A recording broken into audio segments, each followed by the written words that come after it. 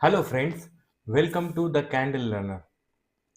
आज हम अपने फर्दर लेक्चर में आगे बढ़ेंगे और जानने की कोशिश करेंगे कि एक्चुअली में प्राइस कैसे मूव्स करते हैं और कहाँ से ऊपर कहाँ से नीचे आते हैं।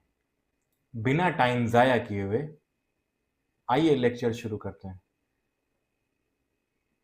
Hello everyone. जैसा हमने लास्ट लेक्चर में डिस्कस किया था कि कैंडल्स हमारा बायर और सेलर के हिसाब से मूव करता है।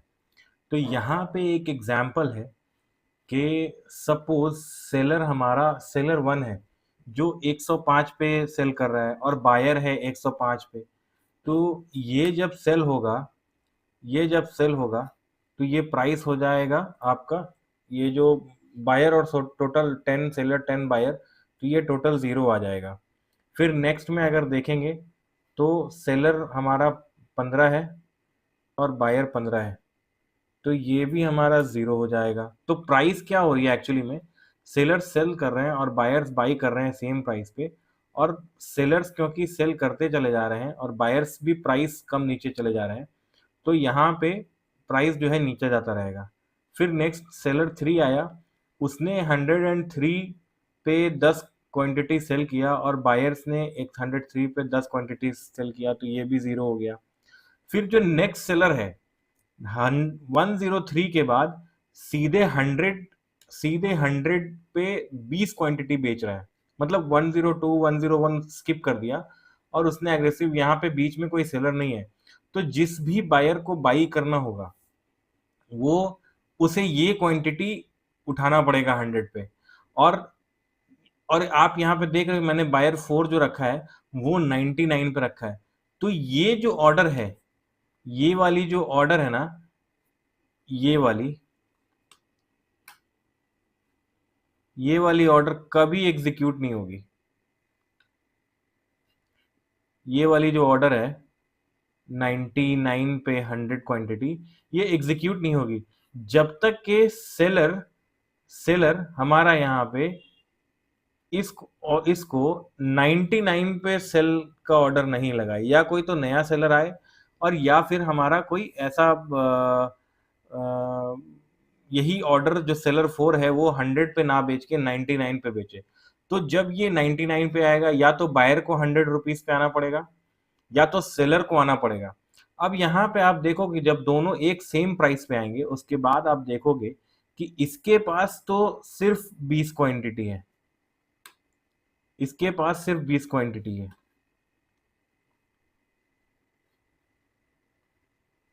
और इसके पास 100 क्वांटिटी है।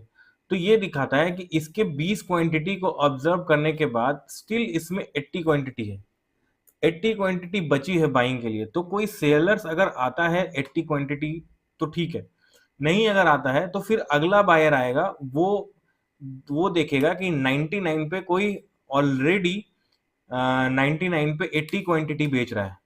तो वो क्या करेगा, वो करेगा कि नेक्स्ट ऑर्डर वो यहाँ पे बायर 5, जब सेलर बचा ही नहीं तो बायर 5 आएगा और वो नेक्स्ट क्वांटिटी जो है सेल बाई करेगा 100 पे। अब वो उसके ऊपर डिपेंड हो सकता है कि वो 1000 क्वांटिटी बाई कर ले, लेकिन जैसे ही वो 1000 क्वांटिटी बड़ा नंबर आएगा तो स्टॉक की प्राइस जो है वो वहां से मूव करना शुरू करेगी। उसके बाद अगला बायर बायर जो है वो 6, जब बड़े वैल्यूज लगेंगे तो वो आएगा और वो सपोज 101 पे 2000 क्वांटिटी बाई कर लेता है। तो फिर स्टॉक की वैल्यू जो है वो स्टॉक का कैंडल आपको दिखेगा कि वो ग्रीन कैंडल बनता चला जा रहा है, क्योंकि सेलर्स अब है नहीं, सेलर्स सारे खत्म हो गए। अब सेलर्स या तो ऊपर मिलेंगे जहां पे सपोज अब कोई सेलर्स है, वो अगला सेलर है वो यहाँ पे सेल करता है, सेलर जो है सेलर 5, उसने सेल किया है 2000 क्वांटिटी, जो प्राइस है उसने सेल किया है 110 पे 2000 क्वांटिटी, और बीच में कोई सेलर है ही नहीं। तो बायर्स जो है, बायर्स कंटिन्यूअसली बाइंग करते चले जाएंगे और वो सेलर्स तक जब तक बाई करते चले जाएंगे जब तक के सेलर के इस ऑर्डर तक वो नहीं पहुंच पाते हैं। और इस ऑर्डर पे पहुंचने के बाद अगर बायर वहां पे और बायर आते हैं तो आपकी कैंडल ऊपर जाएगी, लेकिन अगर वहां पे बायर खत्म हो जाते हैं तो फिर से वो कैंडल रेड बन के नीचे चली आती है, मतलब वहां पे फिर से सेलर एक्टिव हो जाते हैं और बायर वहां पे नीचे जाते हैं, बायर वहां पे नीचे बाई करने की कोशिश करते हैं। अब इन चीजों को हम ग्राफ में समझने की कोशिश करते हैं ताकि हमारा पिक्चर जो है वो आसान हो जाए। नाउ अब सपोज करिए कि यहाँ पे अब बड़े नंबर्स पे आते हैं, लाइक 10 के, इसको मैं ब्लैक कर देता हूँ। यहाँ पे 10 के बायर है, 10 के बायर होने के कारण ये जो स्टॉक है ये ऊपर जाता है। अब 10 के बायर जो हैं, जो भी हमारे इंस्टीट्यूशनल बायर होते हैं, वो क्या करते हैं, उनका ऑर्डर एक लिमिट प्राइस पे लग जाता है। लाइक उन्होंने उन्होंने ऑर्डर लगाया 99 पे, 99 पे उन्होंने बाई किया, तो वो ऑर्डर लगा के लिमिट ऑर्डर वो छोड़ देते हैं। अब क्योंकि यहाँ पे 10 के ये शेयर्स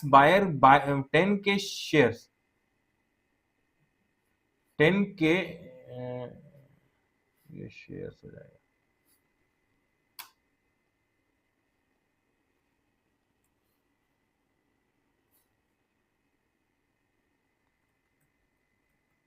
10 के शेयर्स हैं यहाँ पे, तो जाहिर सी बात है बड़े नंबर ऑफ वॉल्यूम है तो ये कैंडल ऊपर की तरफ जा रहा है। अब हमें क्या समझ में आ रहा है कि हमारा यहाँ पे जो जो ऑर्डर है जिसे हम पेंडिंग ऑर्डर कहेंगे, वो ऑर्डर हमारा यहाँ पे लग गया है। अब ये जो भी किसी बड़ी institutional, domestic institution, foreign institution या कोई सिंगल बड़े प्लेयर जो अपना बाई करते हैं, तो वो उन्होंने 99 पे बाई करके छोड़ दिया। और अब जब भी यहाँ पे छोटे मोटे शेयर होल्डर जब भी यहाँ पर से वापस से सेलिंग आएगी तो वो क्या करेगी इस ऑर्डर में, क्योंकि यहाँ पे बड़े नंबर ऑफ तो यहाँ पे सेलर्स आएंगे और वो सेलर्स अगर मान लो कि 5K 2K तक है, तो ये सेलर्स वापस से इस बाइंग ऑर्डर में आएंगे और ये पेंडिंग ऑर्डर्स हिट होगी और ये वापस से ये शेयर ऊपर जाने लगेगा। फिर यहाँ पे कुछ नए सेलर्स बायर्स भी बाई आते हैं जो कंटिन्यूअसली सेल करके प्राइस को ऊपर ऊपर पुश करते हैं। तो ये तो हो गया हमारा बाइंग का सिनेरियो। सेम सिनेरियो हमारा इसमें सेलिंग में रहेगा। तो सपोज कि अब यहाँ पे हमारा बायर्स आया और यहाँ पे हमारा कोई किसी ने 20 के शेयर्स सेल कर दिए। तो 20 के शेयर्स जब सेल हुए तो इस वाले प्राइस को, ये जो प्राइस था, ये वाले प्राइस को क्रॉस करके कैंडल नीचे की तरफ बना और कंटिन्यूअसली बायर यहाँ पे बाई कर रहे हैं। तो वो छोटे छोटे बायर हैं जो कि बाई कर रहे हैं, लेकिन उनका पूरा ये, क्योंकि इसका क्वांटिटी इतना हैवी है कि ये बड़ी कैंडल बन गई। अब बड़ी कैंडल बनने के कारण क्या होता है कि यहाँ पे हर ऑर्डर तो एग्जीक्यूट नहीं होता, अगर एग्जीक्यूट हो जाता हर यहाँ पे ऑर्डर तो फिर ये इस तरह की कैंडल बनती, लेकिन हर ऑर्डर यहाँ पे एग्जीक्यूट नहीं हो रहा है। कुछ पेंडिंग ऑर्डर्स हैं जो प्राइस को नीचे की तरफ पुश कर देते हैं, जिसके कारण इस एरिया में कुछ पेंडिंग ऑर्डर्स रहते हैं जो कि प्राइस को नीचे की तरफ पुश करते हैं और ये प्राइस नीचे आती है।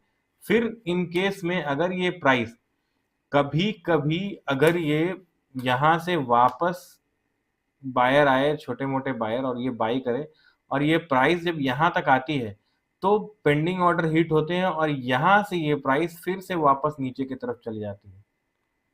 अब यहाँ पे ये इंपॉर्टेंट है, क्या ये हर बार होगा? नहीं, हर बार ऐसा नहीं होगा कि प्राइस यहाँ पे आई, यहाँ पे हिट किया और यहाँ चला गया।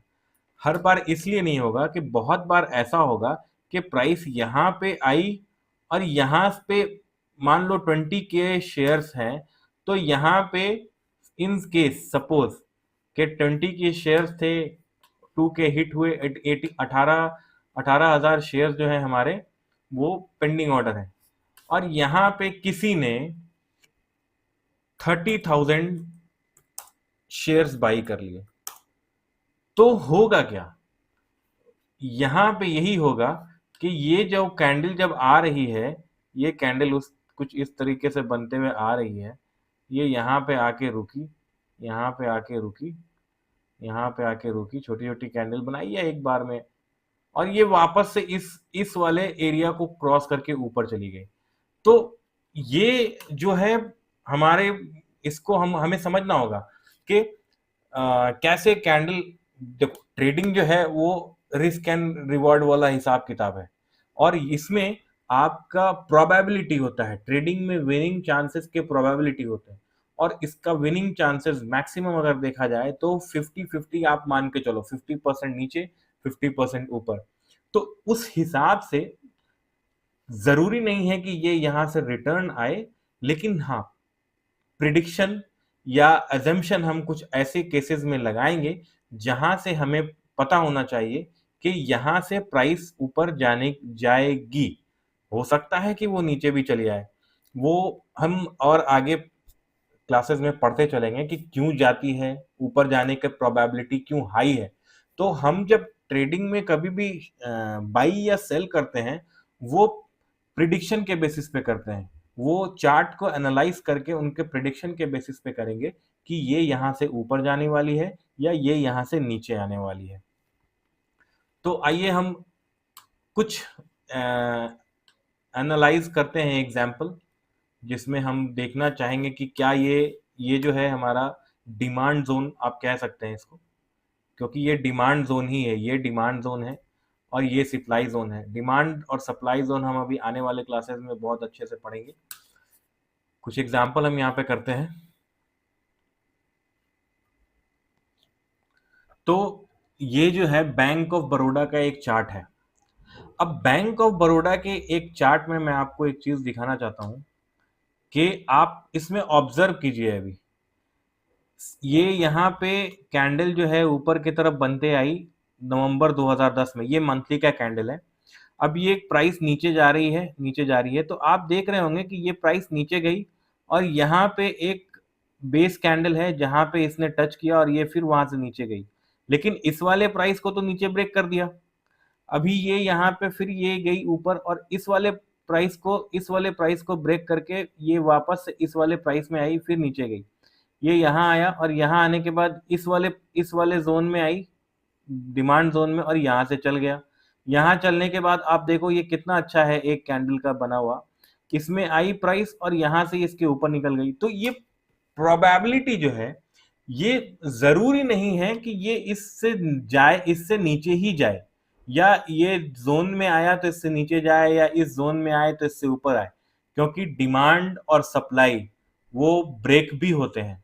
ये जरूरी नहीं है कि वो हर बार काम करें, लेकिन वो ब्रेक भी होते हैं। तो हमें कुछ ऐसे डिमांड जोन फाइंड करने होंगे जिनके चलने की प्रोबेबिलिटी ज्यादा हो, और वो प्रोबेबिलिटी कैसे हम फाइंड करेंगे वो हम कोशिश करते हैं देखने की। देखिए, every seller need a buyer, every buyer need a seller, ये हमें समझना पड़ेगा। क्योंकि अगर हम सब्जी खरीदते हैं तो सब्जी बेचने वाला भी होना चाहिए। अगर सब्जी बेचने वाला ना हो तो हम सब्जी किससे खरीदेंगे, और अगर हम सब्जी खरीदने वाला ना हो तो सब्जी बेचने वाला बेचेगा किसको? तो सेम चीज स्टॉक मार्केट में भी है कि शेयर्स कोई खरीदने वाला होना चाहिए और शेयर्स कोई बेचने वाला होना चाहिए। तो अगर हम यहाँ पे बताएं आपको कि न्यूज कैसे काम करती है, तो आप जो है न्यूज बेस्ड ट्रेडिंग कभी नहीं करेंगे, आप हमेशा टेक्निकल बेस्ड ट्रेडिंग करेंगे, अपना proper risk reward based trading करेंगे। अभी देखिए, ये जो है हमारा जनवरी 8 का कैंडल है बैंक ऑफ बड़ौदा का। ये यहाँ से प्राइस आई, प्राइस आने के बाद ये नीचे चली, और इसमें आने के बाद ये प्राइस यहाँ से बिल्कुल ऊपर की तरफ जाते रही। अब क्या होता है यहाँ पे कि प्राइस यहाँ पे ऊपर आई, और यहाँ पे आने के बाद न्यूज आने लगता है कि बैंक ऑफ बड़ौदा का परफॉर्मेंस बहुत अच्छा है, बैंक ऑफ बड़ौदा ने इस बार रिकॉर्ड ब्रेक कर दिया है, उसके लोन का रिकवरी बहुत अच्छा है, लोन बहुत बटे, इंटरेस्ट बहुत अच्छा आया, उसके फाइनेंशियल बहुत स्ट्रांग है, एफआईआई का इन्वेस्टमेंट आ रहा है, फलाना ढिमकाना, इस तरह के न्यूज आएंगे। उसके बाद अब क्योंकि ये शेयर ऑलरेडी 38 रुपीज से 130 140 हो गए, तो ये न्यूज में तो रहा ही कि 400% बढ़ गया स्टॉक। तो आपको तो यहाँ पे पता चला, आपको तो यहाँ पे पता नहीं चला कि ये स्टॉक यहाँ पे मैं खरीदूं। तो अब यहाँ पे जब ये स्टॉक ऑलरेडी 200 रुपीज पे पहुंच गया, थर्ट मतलब 5 to 6 टाइम हो गया, तो अब इनको जो बड़े प्लेयर हैं उनको प्रॉफिट बुक करना है। और प्रॉफिट बुक वो कैसे करेंगे? उनको किसी को तो अपना माल चिपकाना होगा, इन द सेंस ठेठ भाषा में किसी को माल चिपकाना होगा। तो वो अब माल किसको चिपकाएं? तो वो पकड़ते हैं कुछ न्यूज फर्म्स को, कुछ पेपर या कुछ ऐसे लोगों को जिनको वो बोलेंगे कि भाई यहाँ पे देखो, यहाँ पे हमें ये स्टॉक बेचना है, तुम इसकी तारीफ करो। तो ये ऑलरेडी ऑलरेडी रैली दे चुका है 38 to 200, और यहाँ पे बिल्कुल न्यूज आना शुरू हो जाएगा कि इसका कुछ एनालिसिस कि ये अब 200 है, अब यहाँ से ये 400 हो जाएगा, या ये फ्यूचर का बिल्कुल सबसे बेहतरीन बैंक। और ये, और हम और आप क्या देख रहे हैं? जो रिटेलर होता है वो रिटेलर ये देखता है कि हाँ, बात तो सही है कि 40 रुपीज का स्टॉक 200 पहुंच गया, तो 200 पहुंच गया तो 400 भी जाएगा।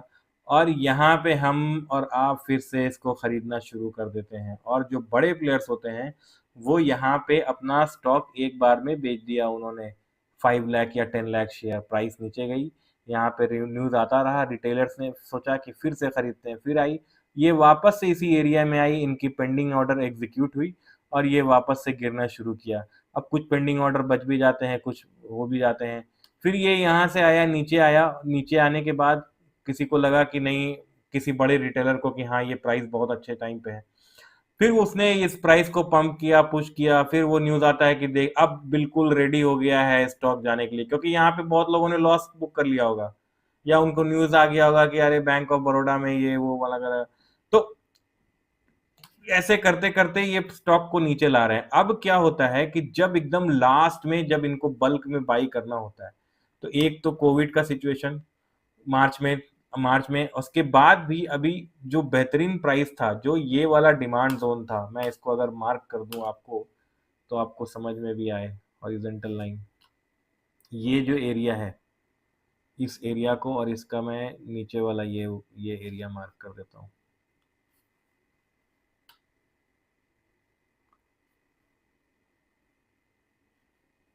अब क्योंकि ये इतना अच्छा एरिया था, यहाँ पे बहुत सारे पेंडिंग ऑर्डर लगे हुए थे, जिसने प्राइस को 34 से पुश करते करते 200 तक ले गया। तो कोविड वाली जो कैंडल है वो यहीं तक आई थी, या उससे पहले प्राइस, कोविड तो आपको 2020 में आई, और प्राइस आपको तो आपको अगर देखा जाए दिसंबर में तो कोविड था नहीं, या अगस्त 19 में तो कोविड था नहीं, लेकिन प्राइस ऑलरेडी हाफ हो चुकी थी। वहां से इस डिमांड जोन में लाने के लिए, और उसके बाद यहाँ पे जब ये स्टॉक यहाँ पे आ गई, तो मेरे कुछ फ्रेंड्स हैं, मुझे याद है, वो बोल रहे थे कि बैंक ऑफ बड़ौदा डूबने वाला है, मतलब रिटेलर में फियर है। और वो न्यूज कहाँ से आई? वो न्यूज आपको ये सारे जो न्यूज रूम हैं और जो बड़े बड़े इन्फ्लुएंसर हैं, ये सारे बात कह रहे हैं कि अब तो बैंक ऑफ बड़ौदा पे छापा पड़ गया और बैंक ऑफ बड़ौदा पे केस चलने वाला है, ये इसके शेयर्स डूब जाएंगे, स्टॉक डूब जाएंगे। सारे रिटेलर्स जिन्होंने यहाँ पे खरीदा था 200 पे, वो सोचते हैं कि अब क्या करें, 2 लाख तो हमारा 35,000 बन गया, ये 35,000 भी निकाल लेते हैं। और यहाँ से ये प्राइस बिल्कुल देखिए आप 2020 से शूट करके एकदम बिल्कुल चलते चलते ना ही ऊपर गया, बल्कि लास्ट वाले स्टॉक प्राइस से ऊपर ऊपर चला गया। हो सकता है कि ये प्राइस अभी और ऊपर जाए, लेकिन क्या यहाँ पे बाई करना सही है? आप ही बताइए। आप कमेंट सेक्शन में मुझे ये रिप्लाई कीजिए कि क्या बैंक ऑफ बड़ौदा यहाँ पे बाई करना सही है? बिल्कुल, मेरे हिसाब से तो बिल्कुल नहीं। आपका क्या राय है, आप बताइए। तो ये एक एग्जाम्पल है, कोई बाइंग और सेलिंग का मैं किसी को ये नहीं कह रहा हूँ, ये क्योंकि मैं पुराने चार्ट देख रहा था और मुझे लगा कि ये बेस्ट एग्जाम्पल है, तो मैंने इसका एग्जाम्पल दिया। ये बिल्कुल हाई पे चल रहा है ये प्राइस, हो सकता है कि ये ऊपर चला जाए, हो सकता है कि यहाँ से फिर वापस नीचे आ जाए, लेकिन एक्चुअली में हमें कहाँ पे बाई करना है, कहाँ पे सेल करना है, हमारा बेस्ट ऑफ ट्रेड कहाँ पे मैं फाइंड आउट करेंगे, ये सारी हम आने वाले लेक्चर्स में पढ़ते चलेंगे। मेक श्योर कि आप चैनल को सब्सक्राइब कर दीजिए और लाइक कर दीजिए, और कमेंट सेक्शन में ज़रूर बताइए जो मैंने सवाल पूछा है, अपने फ्रेंड्स एंड फैमिली को शेयर करते हैं। मिलते हैं नेक्स्ट लेक्चर में। धन्यवाद। सब्सक्राइब कर लीजिए और बेल आइकन भी प्रेस कर दीजिए।